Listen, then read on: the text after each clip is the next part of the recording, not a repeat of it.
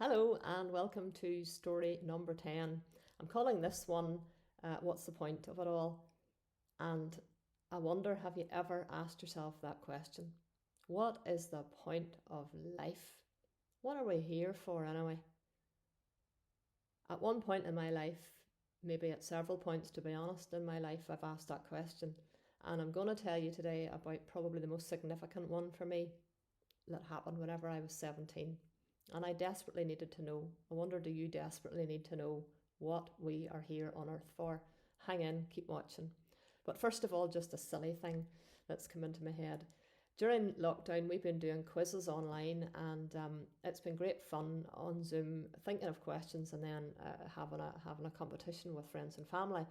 And one of the things that I have looked into recently has been badminton shuttlecocks. Now, hear me out. I've played with these most of my life since I was a teenager, I suppose. I knew they were expensive, I knew they were faster than the other sort, and I've enjoyed playing with them. But did I know all of this stuff that I'm about to tell you? No, I did not. So the very best are made of 16 feathers. Who knew? They're all glued round a little cork base. The very, very best are taken from geese. Who knew? And the very, very fastest can go faster than the Eurotunnel train flat out, 201 miles an hour. Who knew? And the very, very, very fastest and the best, preferred by the Chinese and others who are at the top of their game, are taken only from the left wing of a goose. Who knew? It's to do with physics. The ones on the left travel in a clockwise direction in the spin, and the ones taken from the right go in the opposite direction. Physics. I don't understand it. It's just a fact, but I have to accept it. I've played with them most of my life. Did I ever stop to think? No, I did not. So there's so much in life that we never stop to think about. But I'm just saying to you now, would you stop and think? Not about badminton shuttlecocks, who cares really? It's just trivia. But there's stuff in life that isn't trivia. It's not trivial. It's actually deadly serious. And we are unthinking. We don't stop. We just keep going and going and going and clutter in our lives so that we really don't have to think about what's very important. So that's my challenge for this video. If you want to hear about a very dramatic answer to prayer, then stay with me. So whenever I was a teenager, I had loads and loads of questions. I wrote them all down and I didn't know who to go to with them. But I eventually went to a friend of my mum's, so a woman who was a good bit older than me, and I just sat down and rattled off all these questions, and thankfully she was able to answer them. And I went home quite relieved, quite contented. But about a year and a half later, I had a friend who was quizzing me about Christianity, and I was feeling like out of my depth. And at the time, I was reading this tiny little book that I thought would be so, so good to give to her because it actually was answering the very questions that she was asking me. But I didn't really want to give it to her. I don't really know why, I don't remember why, but I just, whether I was embarrassed or I don't know what the issues were in me at the time, but I really didn't want to physically give her the book, and maybe it just seemed so pushy or something, I don't know. She wasn't somebody who was ever attending church. She didn't have a clue. I remember her asking me one day whenever she was 15 or 16 what the word sin meant.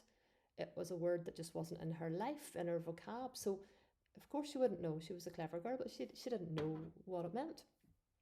So this little book, anyhow, kept coming into my mind as being something that really would be of help to her, and it would maybe help her more than I would.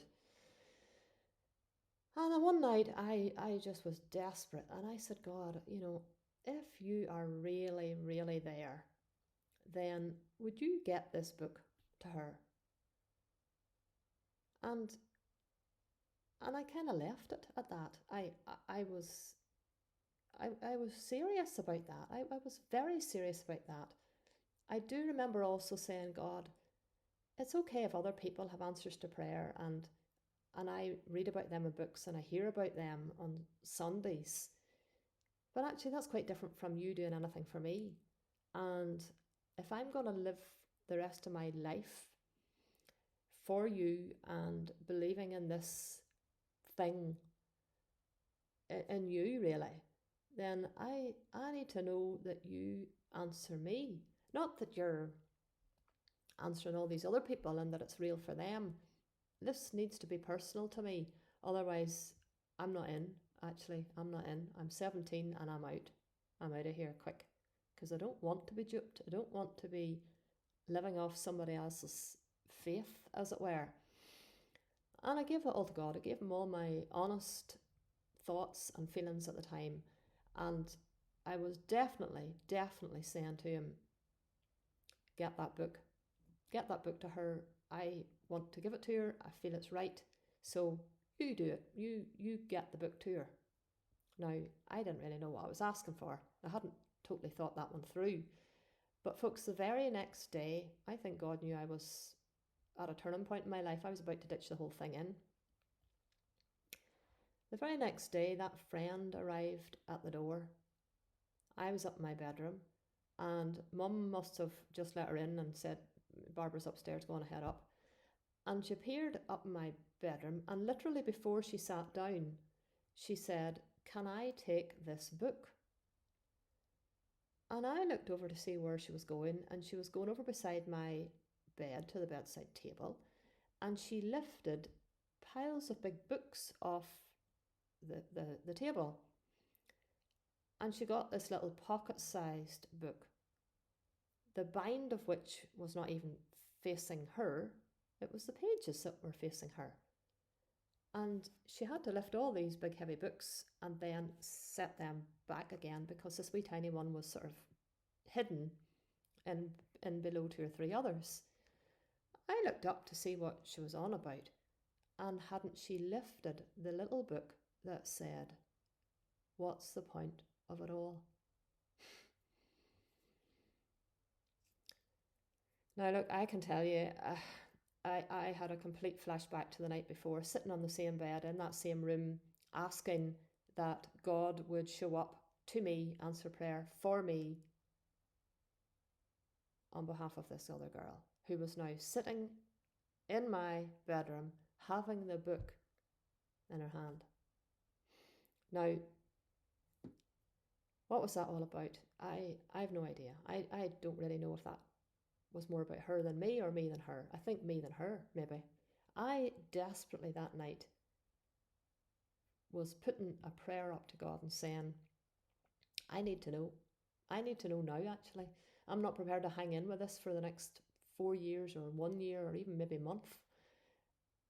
I'll just get out and forget all about you. If you're not real and you're not making an impact and a difference in my life.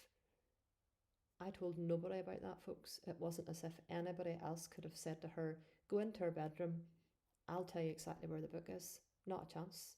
I was keeping it private. This was a proper test, if you like. And I didn't want anybody else to know because I wanted God to be the only one that could do this. And he did. And that changed my life. So I wonder, have you had a life-changing experience? There's question number 1. I told you I like to ask questions. Have you ever had a supernatural, let's call it that, a supernatural experience? Have you ever read a book that changed your life? The direction of your life? There's so many questions I could ask. In my next video, I'm going to explore those, and yeah, I'll leave it there for now. Okay, bye-bye.